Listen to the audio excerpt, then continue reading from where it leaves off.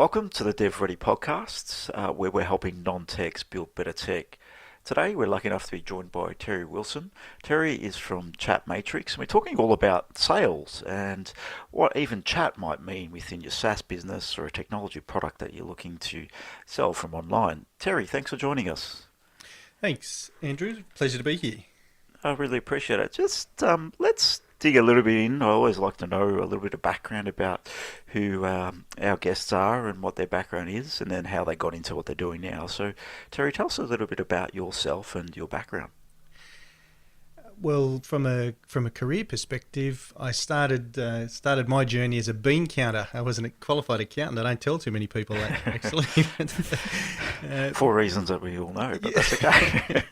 Well, look, I pretty quickly realised that to shift into the direction that I wanted to, which was the longer term was executive management. I had to get some experience in sales and marketing. So after a very short 3 or 4 years in accounting, I moved over into sales roles and then through business management roles, firstly in large private companies, and then through acquisition, I ended up with 25 years service in corporate executive management roles, culminating in leading up to 1,000 people in a $1 billion business. Oh well.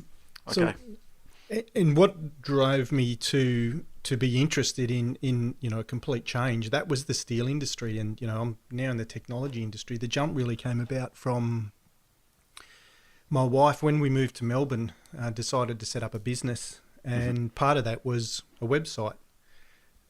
So we were introduced to a web guy. Really, we didn't know anybody. We were introduced to a web guy, and that guy ended up doing our website. And a couple of months in, there was this little box appear on the side of the website. So up till then, my wife was getting 1 or 2 inquiries a month through the website. Yes. And a couple of months in, this box appeared, and this box popped up, and a lady said, "Oh, hey, I'm here to help you." And I'm thinking, I'm a bit of a control freak, and I'm like, hang on, have we been hacked? What's this? Interesting. And she explained that she was our online chat support person, and how could she help? And so that was the beginning and my first exposure really to live chat.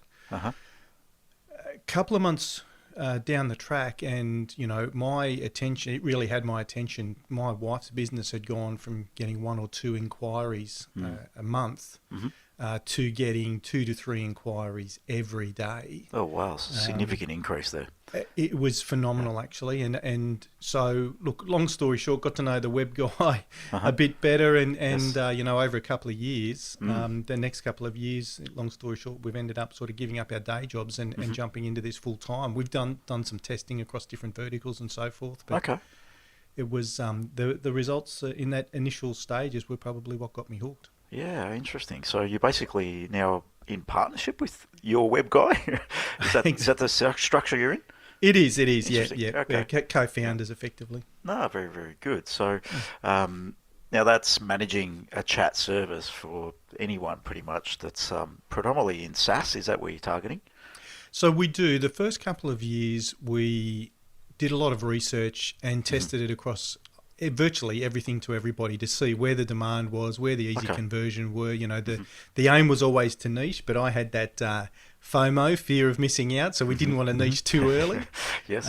But the reality was that from a SaaS perspective, those guys are technically capable in terms of understanding about technology. They're generally open to outsourcing, and they're generally spending a bucket load of money on advertising or SEO to get traffic to their website, which is the whole purpose of the website, is for conversions.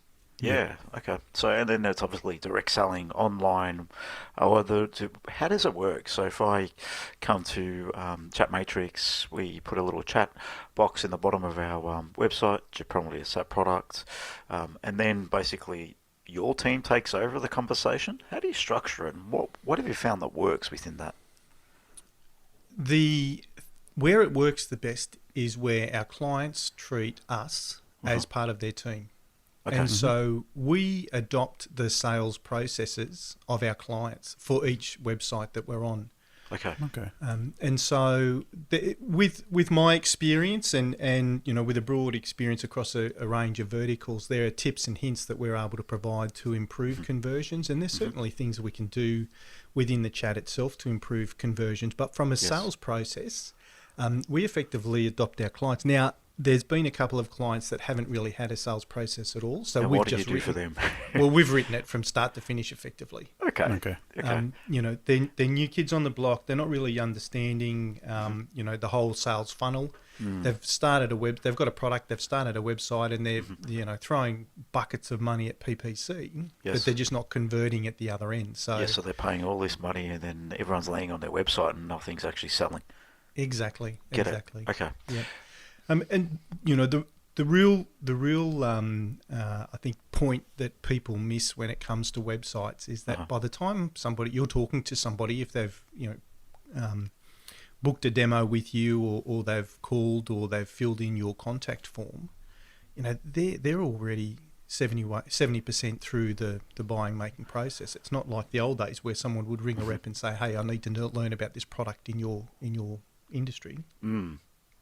And that's what live chat does. It lets you get so much earlier in that conversation. So while people are doing the research, I call them the silent majority. That's the 90% of website traffic that never engages with you in any way, shape or form. It gives you an opportunity to chat and have a conversation and influence those guys. In terms of influencing those guys, how do you approach those conversations? So if predominantly we're talking to non-techs building tech, and they're probably looking at from perspective of they're thinking about technology, or they're currently building technology, and you mentioned this, that they haven't even thought about what live chat might be, or even a sales funnel. How would you advise people like that as to go about structuring a sales funnel within their products and within their SaaS product? Look, there are a number of different sales funnels that you can use, and it depends on the audience and where you're looking at attracting your potential clients from. Whether it's going to be a social media approach, whether it's going to be SEO, whether you're going to be doing paid advertising. But the starting point is always fishing where your fish are. So you need to have a good understanding of where your potential clients are in terms of what are they looking at, what are they reading, what are they absorbing, where do they research. So that's always got to be a starting point in terms of the beginning point of your funnel. As far as marketing's concerned, there's a whole piece of work that's got to be done in terms of ideal client profiles, understanding how they behave, what your niche is, etc., before you can even really start to talk about sales. But if you jump quickly and make some assumptions and then go to something like social media or pay-per-click advertising, you have to have a landing page that's very aligned with the messaging that you've been giving, that you've been delivering. And then as far as the conversation from there, it all comes down to your call to actions and the objectives of your website, whether you're looking for people to download a white paper or book a demo. Okay, so then the person on the chat has to be aligned in that same messaging as well when they're communicating. Correct. Yep. Absolutely. Yeah, and that's one of the very important components of live chat, because the live chat person is effectively the very first exposure or experience that the website visitor has of your business. There's an expectation that's set there.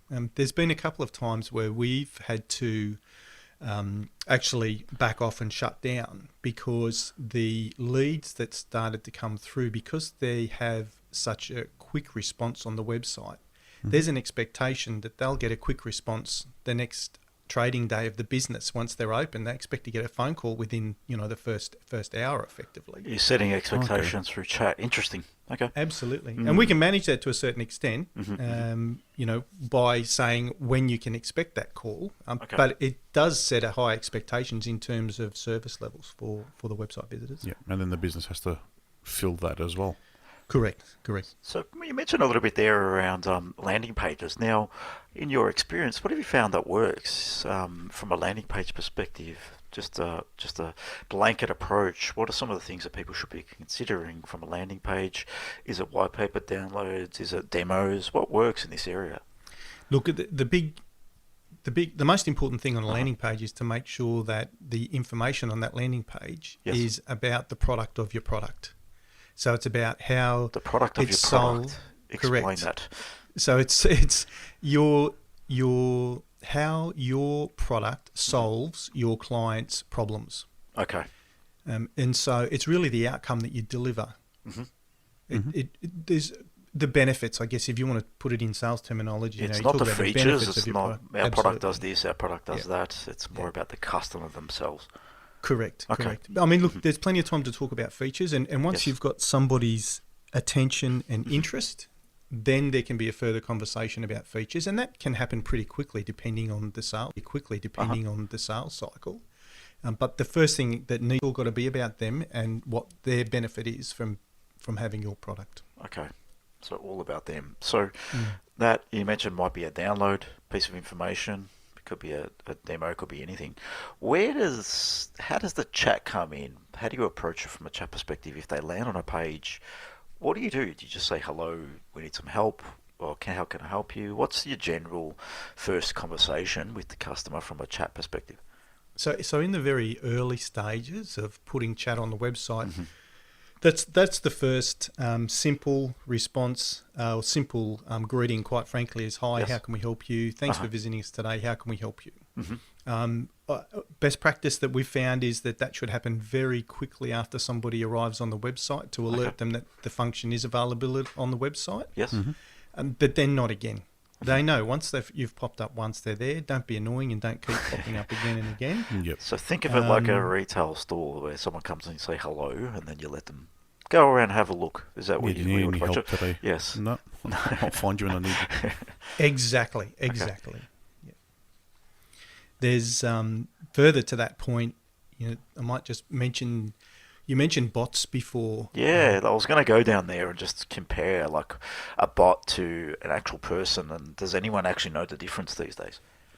Oh, look, they certainly do. We're finding more and more, and in terms of percentages, it's about 25% of everyone that engages with us these days is actually asking whether we're a bot or a real person. Oh, they actually ask in the chat themselves. Correct. Okay, yeah, one of the first questions that gets Love asked, is this a real person or is this a bot? And it's quite a positive response when they find out that it is a real person, which is indicating to me that people are not necessarily looking on the sites that we look after. I really don't want to talk to bots. And it's interesting. Bots have a place. There's no doubt about that. But they're not a good place to start a high-value conversation. And so if you've got a product which is going to be subscription-based or high-value one-off sale, my recommendation is that you don't go for a bot. Even put the live chat on there yourself and man it yourself to get the insights that you can. That's interesting insight. Because you're still part of the sales funnel then rather than the automated steps that come out of a bot. Yeah, they just... Well, the biggest challenge with a bot is that you're taking people down a path. Now, you use the example of walking into a store, think about the last major purchase. So let's not think about a pair of jeans. Think about the last major purchase you had. You walk into a car yard. Did they come up to you and say, hi, are you interested in sales or service? And can you just give me your email address? What's your first name, last name? What company are you working for? How many employees do you have? Okay, just a moment. I'll put you through to a real person. There's no filter there. There are a few. I've seen a few reasonable bots. Okay. But for high value conversations, they're really not at a stage yet to be able to engage in a meaningful two-way conversation. Yeah, they're very scripted. Yeah, they are. They only take you down a prescribed path, and if the customer has to deviate, then they have to get, I will contact you later or push you to a person. So that's probably where it fails in that scenario. Correct. And look, there's a trick. There's a real trick to programming bots if you've got your heart set on a bot, or if perhaps your product is at a lower value and you don't deem it worthwhile yourself to man the chat.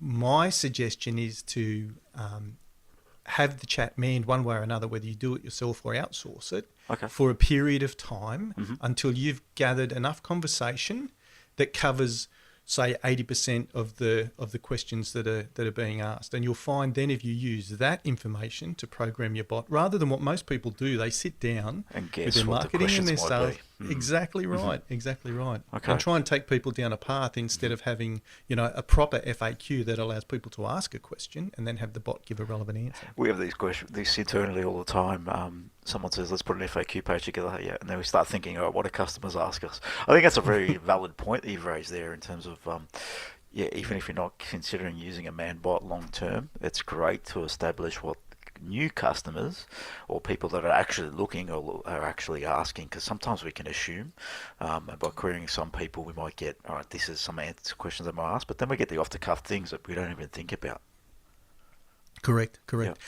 And one of the insights or the real gold mines in having live chat are those conversations that don't convert. Don't convert. Convert. Why do you say that? Because that's where you find out why people aren't buying from you. Mm-hmm. And the insights you can gain there range from features that you don't have, functionality that you don't have, through to your marketing campaigns attracting the wrong type of audience, people that aren't looking for your product, that there's a misalignment from your marketing campaigns to your landing pages or to your actual product. Yes. Okay. We've had a client that in the non-converting transcripts of the conversation went back to their digital marketing agency and were able to go through and completely refine their keyword campaigns such that they were able to reduce their marketing budget or their advertising budget by 50% on those campaigns. Which pays for them probably man bot, I would imagine. And the rest, the ROI was over 1,000%. Oh, wow. So that reduction in budget and increased conversions at the other end, the ROI was crazy. I don't quote ROI too often because it's ridiculous. It's ridiculous. But the reality is if you have a website that is converting at let's say 1.5%, if you put a 24/7 well-managed live chat, and that's someone that's conversing and that's familiar with your sales process, you should expect to at least double the conversion from that website. Well, that obviously reduces your marketing budget by half. That explains it. Yep. It will reduce your marketing budget and everything else then along the line. So your cost of acquisition is reduced dramatically. Okay. A good way to look at live chat is actually think about so I know we're talking to an audience of potentially early stage startups. It can be early stage, but they could be already have a product, so it's just really dependent. So, so it can be early stage. So I'm thinking in terms of the scale of their sales force. So what live chat does allow you to do is effectively have a SDR team or team member working on your website and qualifying those inquiries and demo bookings without you actually having to pick the phone up and get in touch with someone that's filled in your contact us form. That qualification's all done and booked into, or they should be booking into a calendar. One tip I'd give anybody on the landing page is if it's book a demo with us, don't make it a contact form. Book a calendar. Yeah, you should be booking into a calendar. Yeah, that makes perfect sense. Okay. Calendly is a great little thing to do that easily. We use that a little bit. Yeah, we use that. Yeah, it's great. So in terms of how big do you need to be to do this? If you were considering, would you start straight away with live chat? Is that what you'd recommend? You're a couple-man show, built a product, or you've got 100 people. When would you start with live chat on your website? So our vision is that every website in the world will have live chat. Okay. And quite frankly, if I was starting a business tomorrow, and I had even an MVP that I wanted to test, I would put live chat on the page. If you make the slightest investment or effort in marketing or sales, which is promoting your product, creating some type of awareness where someone might come to your website, wouldn't you want every opportunity to make sure that you're maximising the potential conversions from that site? And so I would say from the very first second a website is live is the time to put live chat on there. And the benefits are, aside from the conversions, whoever's doing the live chat, whether it's outsourced or doing it yourself, you're learning through those customer conversations. You're staying close and you're hearing the real voice of the customer, right from the very, concept or inception days of that website and from the early days of the traffic coming through. So, as I said, insights about the product, insights about your marketing campaigns, and opportunities for conversions, quite frankly. So, I would say it should be just a part of your standard kit when you build a website. It's not on every website. I've started to see it pop up a little bit more now on certain websites, and I think. Do you recommend people that are just selling product online? Could it be service-based businesses? Do you think you mentioned everybody has a live chat, so it's treat it like a retail store that people are coming to. This is the way of the parallel I'm drawing it to. Absolutely. So it's if you think about the reasons why a particular website visitor is a business visitor. They're visiting your business. There's something that you've done somewhere that's attracted them, whether it's through advertising or some messaging you've sent out. And if you were to stand behind the counter in your business and just let people walk in and out the front door, you're not going to have a really that's what business. you're doing when and that's what you're doing when you don't have anyone on a website. That's so the there's lessons from the physical translate directly into the virtual storefront effectively. Yeah, they do. They do. That's interesting thinking in the way you've put it together in your mind as to what a website should be. And I like the saying, as a website visitor, as a business visitor, they are coming to check out your business in some form or another. And to get there, we've invested in something to get them there. So, and then we're waiting on them to make an action. And we're waiting on the text on our website to make a sale. That's very different, the way you think about this. I look at as your website is a silent salesperson, effectively. That's how I look at it. Okay. It's simple. If your objective of your website is to sell your product or sell a service within your business, it's a silent salesperson. Why not give it a voice and give it the ability to engage and actually influence those potential clients' decision-making a lot earlier than having to wait for them to get in touch with you in whichever way you've chosen. Now, Terry, some questions I've got around chat and chatbots and live chat, whichever way you look at it. How much engagement do you actually get from website visitors that actually want to engage with live chat? Are you seeing micro amounts, large amounts? Where does it sort of land on average? That is an excellent question, and the one that I often get asked. And the reality is, it's one of those questions that's like, how long's a piece of string? Yeah, it depends. It depends. And so our results so far, we're seeing engagements vary from 1.8%, I think is about the lowest engagement level we've got on a site. That's a pretty big site. Okay. Through to 17.5%. Well, it's a very big variance. Why do you see such a big difference? There's a couple of things. So it depends on the demographics of the audience. Okay. And whether or not they're used to using chat type services. Okay. It depends on the quality of the audience, so quality of the website visitors. If you've got your marketing and advertising tuned right in so that you're bringing highly interested people to your website, there's a high level of engagement. And if the website's very large and there's a wide range of offers, people may do a lot of research before they'd even want to have a conversation in terms of asking the first question. Okay. Conversely, we find on some sites that have an enormous amount of information, the first thing they'll do will come and have a chat rather than try and dig through to find the information. So it varies, and they're the two main reasons, demographics and quality of traffic. Okay. So you mentioned there, if you've got more information, you might get more engagement on your live chat. Is that what you said there?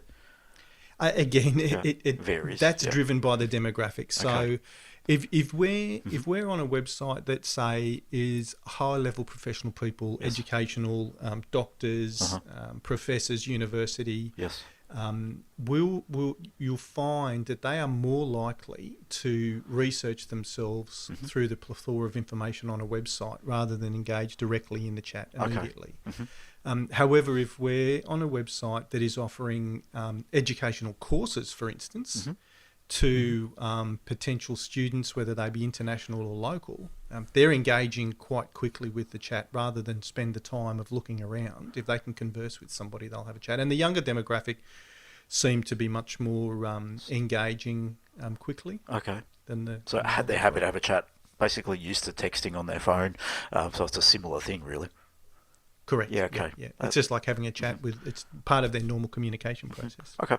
Now, and so I guess the last stat is that we've seen an increase in those engagement numbers, and I know it varies a little bit because across the verticals, but generally across the business now, we see a 25%, almost a consistent 25% increase in engagement year on year for the last 4 years. Year on year for the last 4 years. That's engagement with the live chat itself across everything. Yep. So it is becoming, people are starting to lean into it and actually use it a lot more and engage with it. Interesting. So That's right. You're expecting that continuous growth. So that's why you mentioned the more live chat we have in our websites, maybe the more opportunity to convert. If you can actually have a conversation with 70%, that's obviously a max that you had there. That's a nice target, and that's a lot of people that probably might just come to your site and leave it too. In terms of when you're chatting, it's just a help. Are we just looking to help them, guide them in the right direction, or are we actually looking to book them into something, get them onto a demo, some call to action? What are we attempting to do there? So it depends on what the client's objectives are for the website. And with us, our focus is on lead generation and conversion. Yes. So 99% of our clients are looking for a sales outcome. Okay. So it's not just downloading a white paper. Yes. It's capturing, on the simple end, it's capturing contact details for a callback. Yes. On our preferred end, and where we're switching virtually all of our clients to now, is through to booked calendar appointments confirmed that are sales qualified. And by that I mean, a conversation.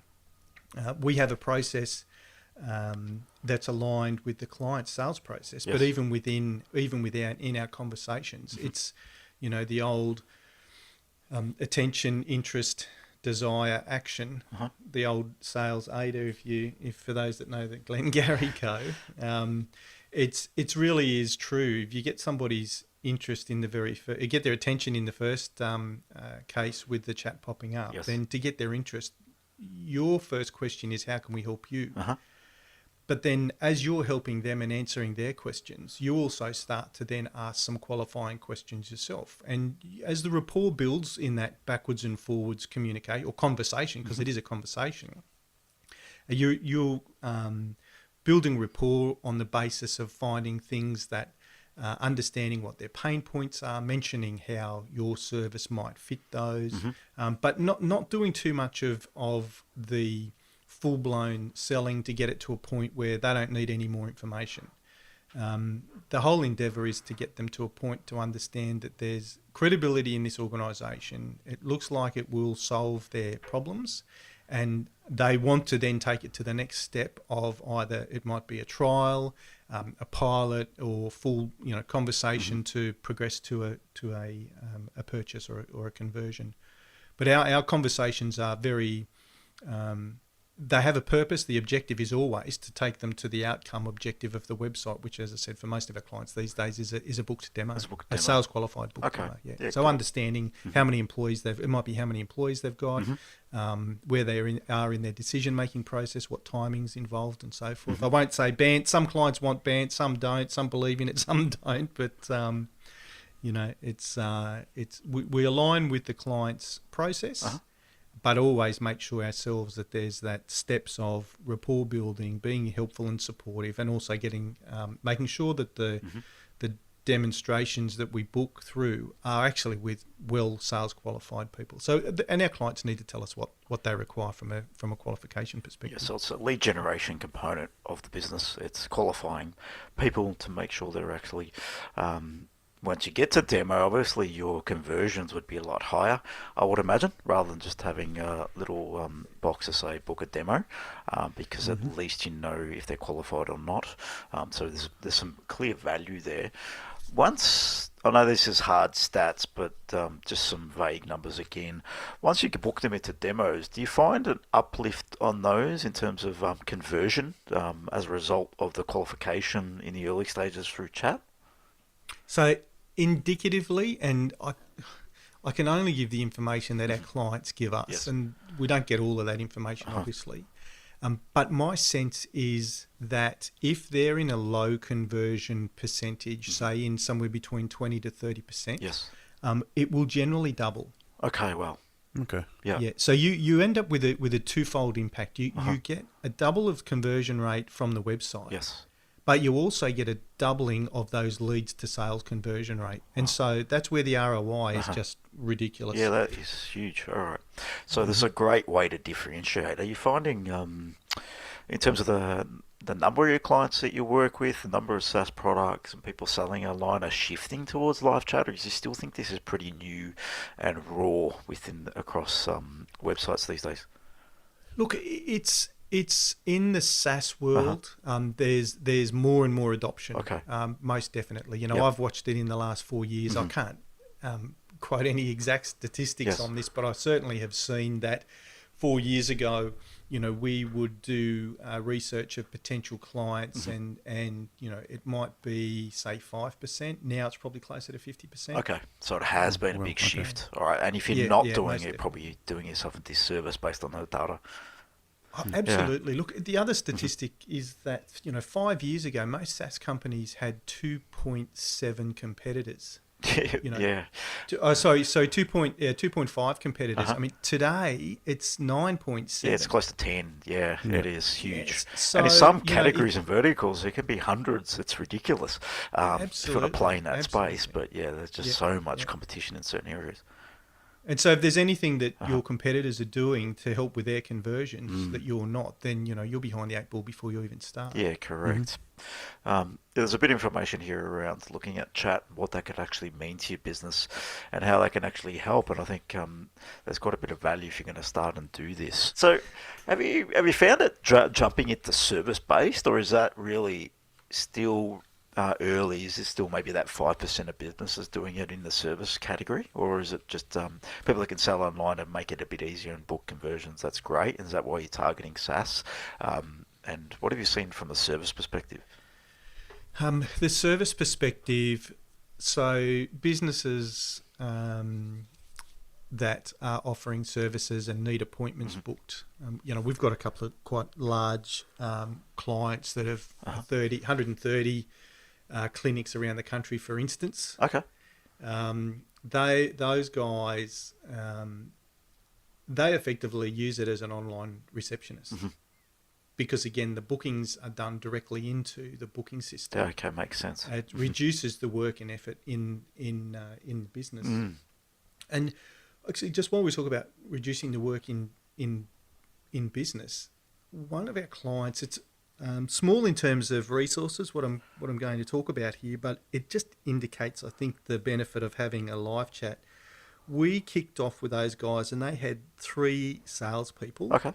And they were booking demos through a contact form. So effectively, their salespeople then had to get on the phone, send emails, book into a calendar, and then go through and run the demo. Well, I had a conversation with those guys last week, and they have now 1 salesperson. Okay. And they are they're viewing us, so they've always viewed us as part of their team. Yes.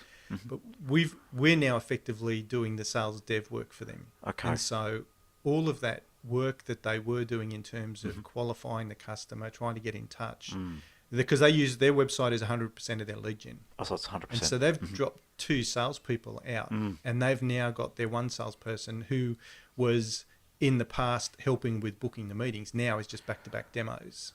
And they're converting it at around 60% with their demos. 60%. Wow. Okay. So they're able to reduce the amount of workload. It's obviously that's the booking, it's the lead, it's the converting, it's the qualifying. It takes time, especially when you're in that. And that's not really a sales effort. That's more of a lead generation type. So I think if you can separate the two and think about them differently, that might be a way you could actually just outsource some of this work, or potentially make it a different role within your business if you want to do it yourself.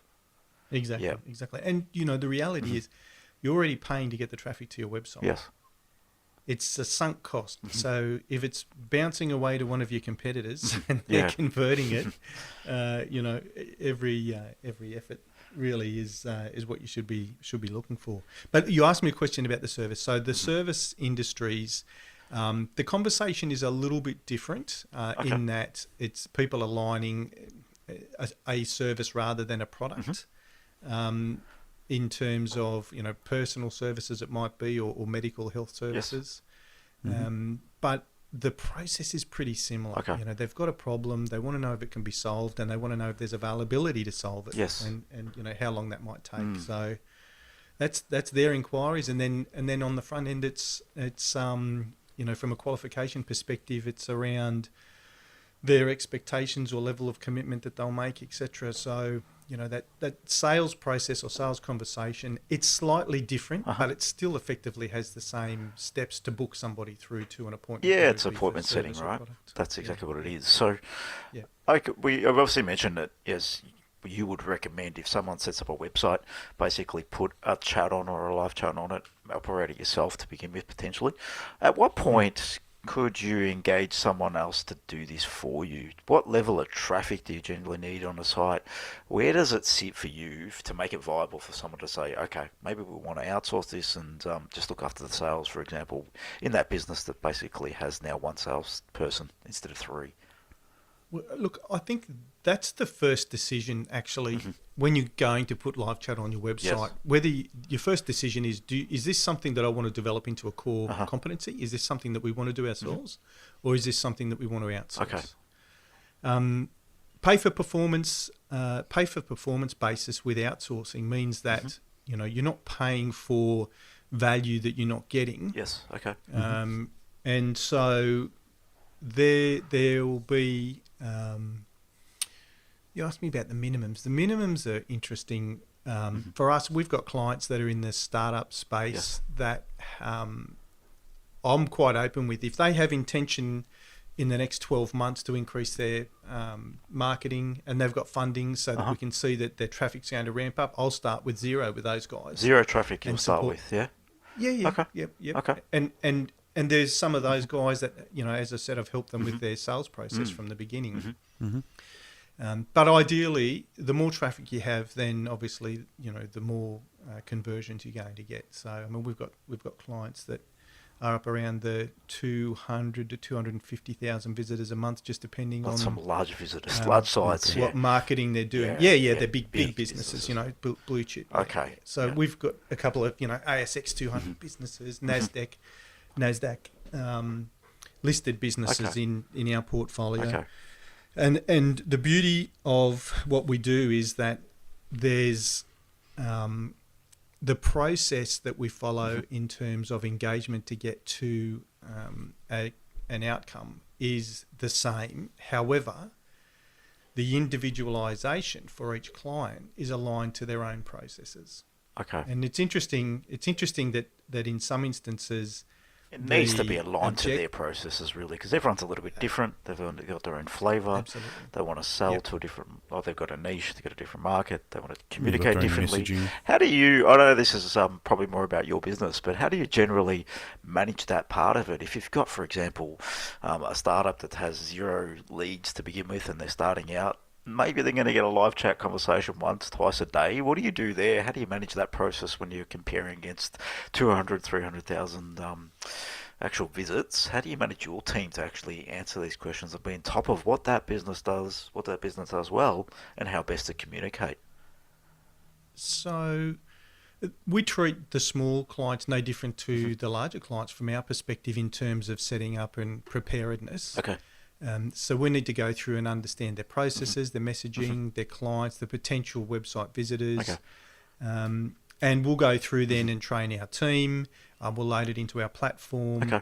And once we're up and running, I mean, look, I guess taking a step back, when we first started this business, my whole perception was that, the technology is where the big investment is going to be. Yes. Man, was I wrong. it is all about the people, and Yes. and we It's never really about the technology. It's a tool. That's what gets you to the point of conversation to add value, but still you're managing a business. You're managing a set of dynamic salespeople. Exactly. Yeah. Effectively. Yeah. Have to change the business they work on from conversation to conversation. And exactly, and to build a structure that allows for the range of scale and the range of segments and the range of products and offerings, that was the biggest challenge. Interesting. And so that really is our IP now. Okay. I mean, we focus on the SaaS businesses, but in SaaS world, you're still talking about virtually every single vertical that gets impacted by software. That's right. And so the audience that we're talking to we're talking on behalf of those SaaS customers. So whatever their audience is who we're talking to. So the way we've been able to build the structure of the teams, the supervision, the training and development, the auditing from a continuous improvement process and the auditing from a quality assurance process has ensured that we can deliver consistently across a wide range. It's a valid question. If you're having 2 conversations with website traffic in a month compared to 500, 7,000 conversations somewhere else, it's the technology assists the team.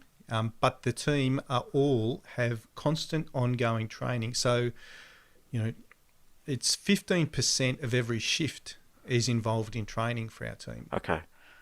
Every shift they're involved in training, and whether that's been new clients or... So they're always training throughout the process. Yeah, interesting. Correct. So you invest quite a lot in people, like you said, and it's never... So you've obviously, what I'm gathering is you've built your own tech to manage this. Is that correct, or are you utilising something? We do. We're using a partial API with another provider at the moment, but every year we're moving further and further away from that, and within the next probably 8 months we'll be completely on our own tech platform. as well. Yeah, very cool. So if anyone's in SaaS, at least you know what that experience is too, to build and manage your own product. So that's a good alignment there too. So to help determine the viability for any people who are interested, what sort of pricing model is it? A per conversation basis? No, for us it's all about delivering value. So our commercial model is there's a small setup fee at the beginning, which is a once off, and then we charge on a per conversion. So whatever the outcome is you're looking for, if it's a booked demo, then booked demo to your qualification, that's what we charge. Okay, so if you've got... Okay, so it's like a guarantee pretty much. Absolutely. If you don't get leads, then there's no charge. Correct.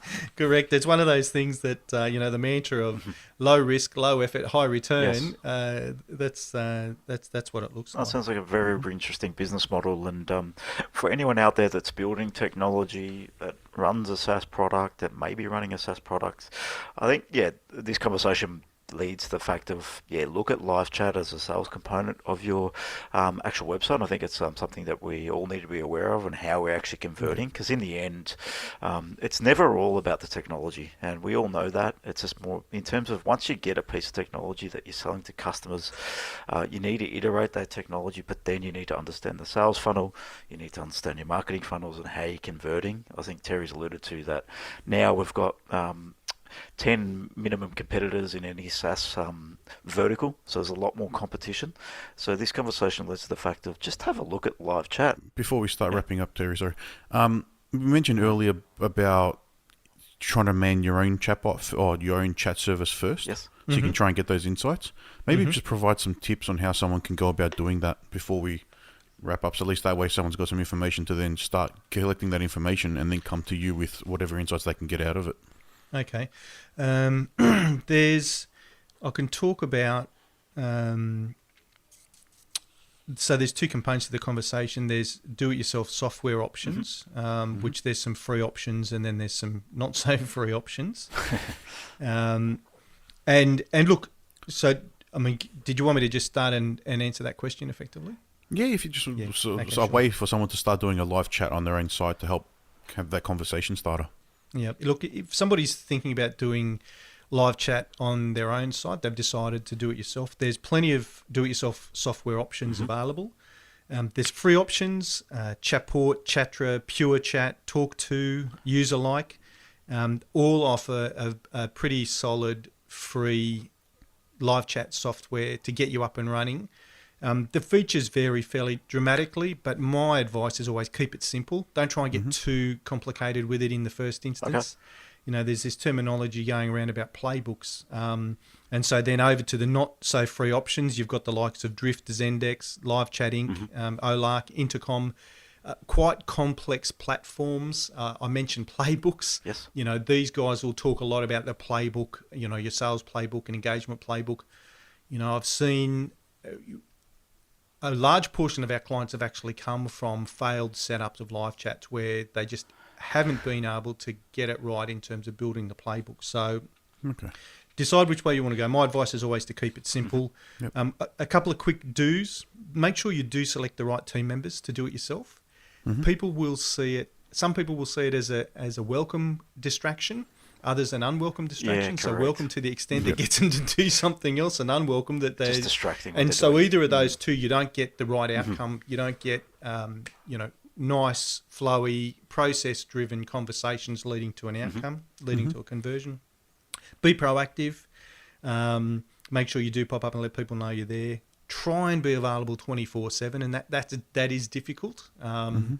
Yeah, 24/7 is difficult. So yeah, that's where it depends on the structure of your business and you know where you're at. But do try and be 24/7. So we've got 51% of our leads coming and conversions now coming from after hours conversations. Okay. And it's coming from about a third of the traffic.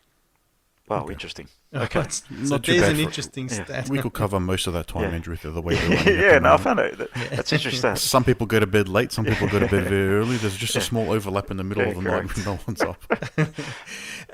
And remember, live chat is make sure you do explore what's important to the customer, discover their needs, go through and qualify them properly and convert them to paying customers because you can do that. It's a sales conversation.